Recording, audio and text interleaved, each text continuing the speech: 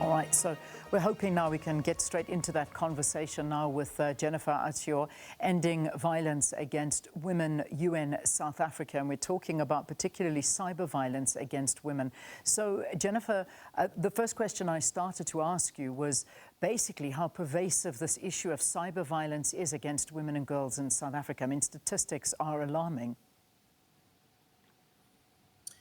Thank you so much for having me. So I want to start by sharing the statistics from South Africa because I think we are taking this interview in the context of South Africa. So recent studies have actually indicated that nearly 40% of women who use the internet have reported experiencing violence in different forms, including threats, including stalking, and non-consensual sharing of their images. And this form of violence is actually a violation of the rights of women. It infringes upon the rights of women and girls, but also restricts their ability to participate freely in digital spaces. And when you look at women in politics, women in leadership, and women in business, the statistics are really more alarming. They are the most affected when it comes to digital violence. May I add women in media into that? How do women in media rank? Because I have seen and heard horrific stories of women that are reporting on different stories that put themselves out there, and the kind of violence that is spewed against them is horrific.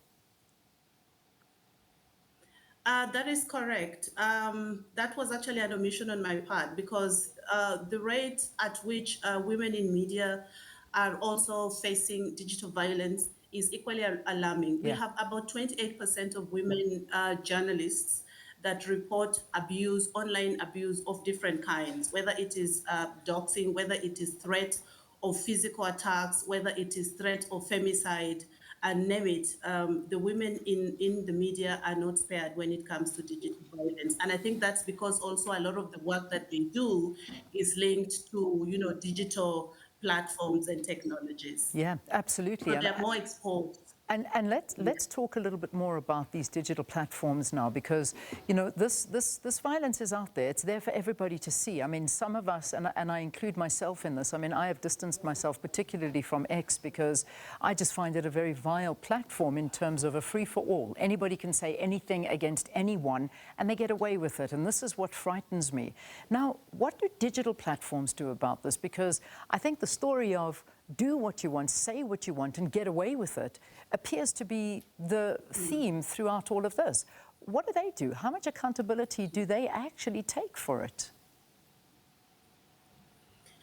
So I think that's where we see a gap, actually, when it comes to addressing digital violence. Because whilst even you have legal provisions that are supposed to work to counter digital violence, the implementation and enforcement of those laws and policies is actually challenging.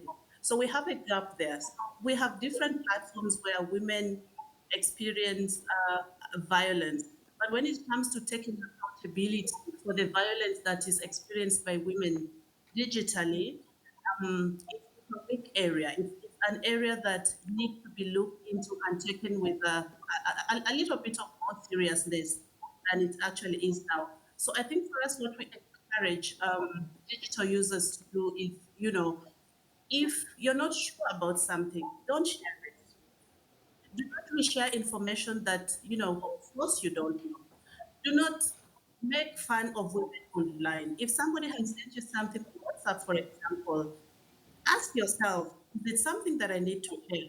So it takes steps like that for us to be able to address. So it takes individual responsibility, first as users, as consumers of social media, for us to be able to, take the step to address violence. So accountability with platforms, yes, but also personal responsibility of people who use social media platforms. Yeah, and that is, I mean, that there has to be some accountability and self-accountability for women and girls as well. I mean, just putting things out there, and I'm not talking about professionals that are using it for platforms, perhaps for business, for reporting, for things that are absolutely necessary, but posting rather seductive pictures and putting your children out there and doing those kind of things where you don't necessarily need to do that. This is a very big problem. And I know that, I often look at it and I'm like, why did you do that? I ask myself that, but I'm not sure if other people or if the people that are posting ask themselves that. We talk about a recent Human Sciences Research Council national study found that 33.1% of all women aged 18 years and older have experienced physical violence. In fact, you said that in your introduction as well, physical violence in their lifetime. And many feel that perhaps that's physical violence, but online violence isn't really violence. And that's what you're trying to say. No. It is as bad, this online abuse.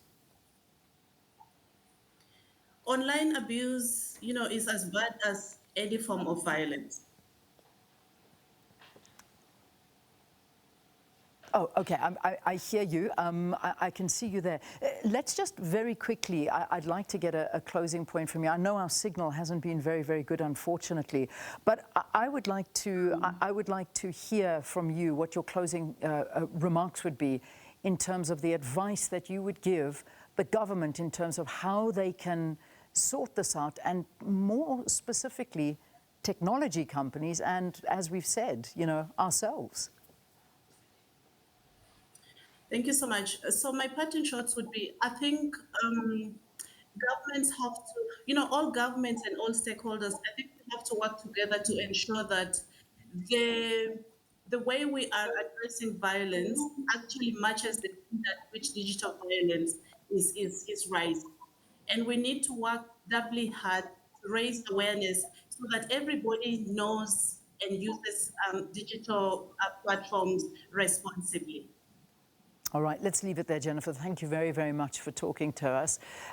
Jennifer Acio is the Program Specialist of Ending Violence Against Women, UN Women South Africa, speaking about cyber violence against women and girls in South Africa. Apologies again for the very bad connection that we did have there, but I'm hoping that you got the gist of the interview, and it is a very important aspect. Please just teach your young girls, and for yourselves as well, be very, very vigilant about what you post out there, because sometimes just ask yourself, is it really necessary?